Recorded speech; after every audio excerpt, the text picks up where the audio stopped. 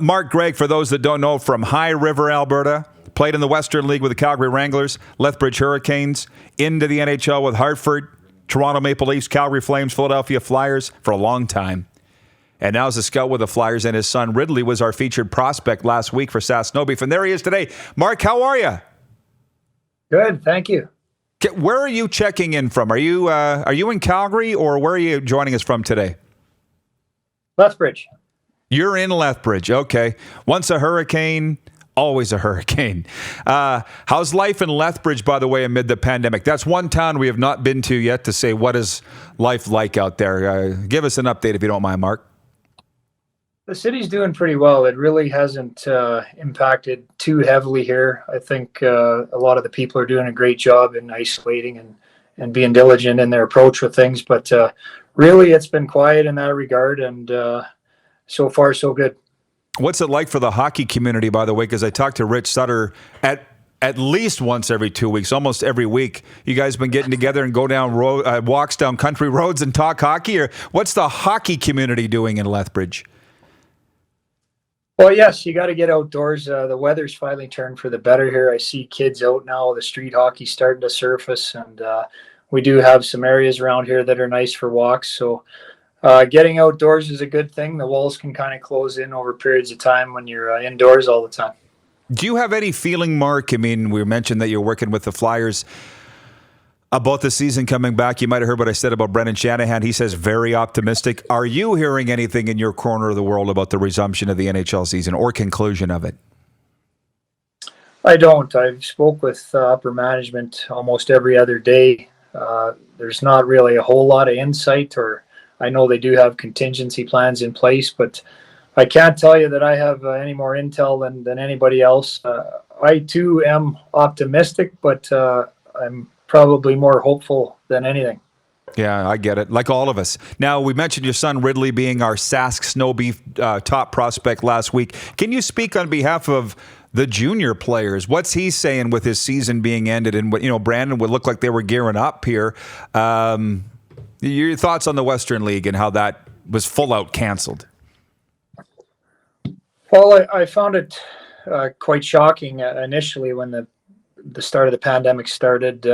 Not only my son playing in the league, but living here in Lethbridge, I'm close with Pete Anholt and watch a lot of the Hurricanes play, so I'm connected a little bit. The initial, I think, thought from the kids was that this would be a short-term delay. Playoff mindsets were still in order, and then it got really real. And there was a lot of disappointment, frustration for the kids.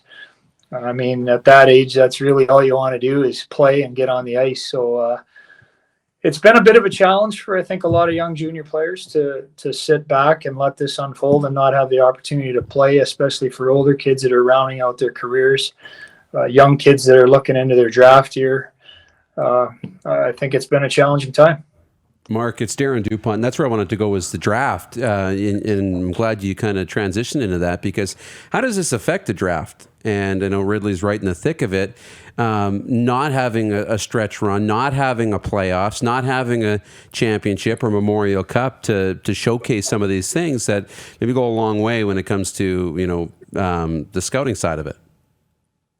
Well, it has impacted it for sure. I mean, we have a long body of work for a player in his draft year that starts way back in September, even August, if they're playing internationally in the Hlinka tournament. And the playoff type scenario is, a pretty important piece that you like to be there to evaluate. And of course, for those that carry on to the Memorial Cup, a big stage where sometimes you can get some final thoughts at a high level and at a high competition. So it has impacted, I think, everybody's ability to get an overall evaluation on different stages and at different times. The one thing that our staff, and I know that most staffs are doing, we've tried to recover evaluations through videos, try to find challenging games with top opponents and heavy matchups, and try to get creative and trying to find a way to get as best evaluation as we can since we've lost this tail end of the season. So it's impacted it. It's been challenging for everybody, but everybody's on a level playing field and they have to work through it and adapt.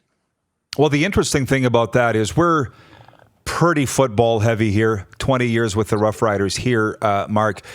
And what those scouts are saying is, and managers, is that they haven't had the ability to have one-on-one interviews, and then the measurables they can't do that or medicals. How does that translate to hockey? Is that a big thing? How much stock do you put in a face-to-face, which I would assume you've already had for your prospects, or not? Yes, it's very similar.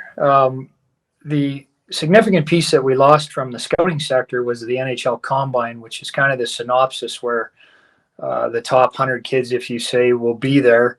And not only do you get the chance to have them broken down anatomically and physically and spend, time with them in an intimate setting with your upper management.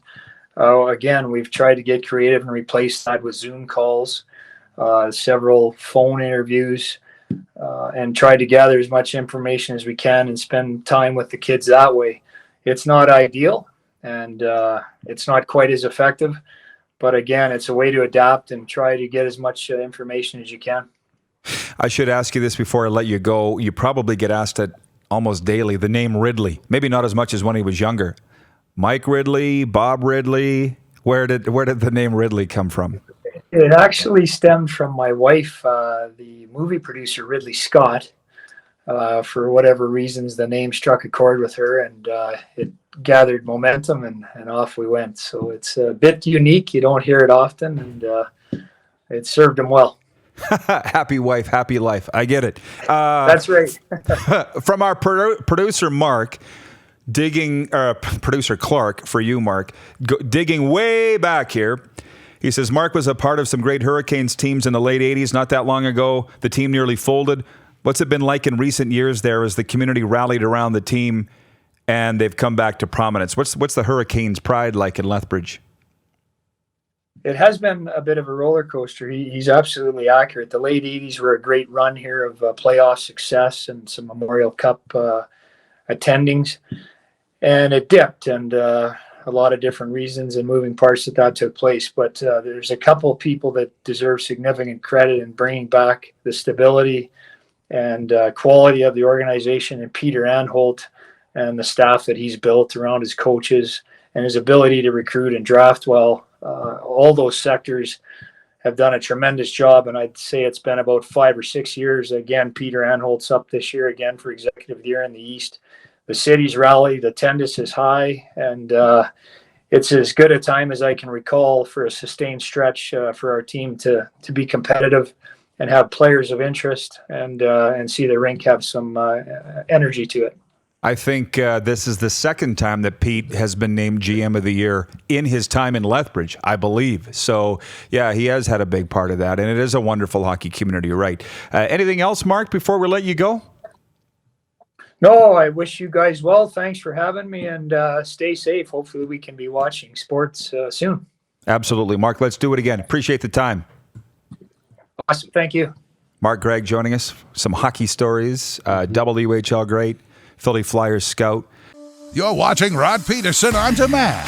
For more of The Rod Pedersen Show, visit rodpedersen.com or follow Rod Pedersen on social media.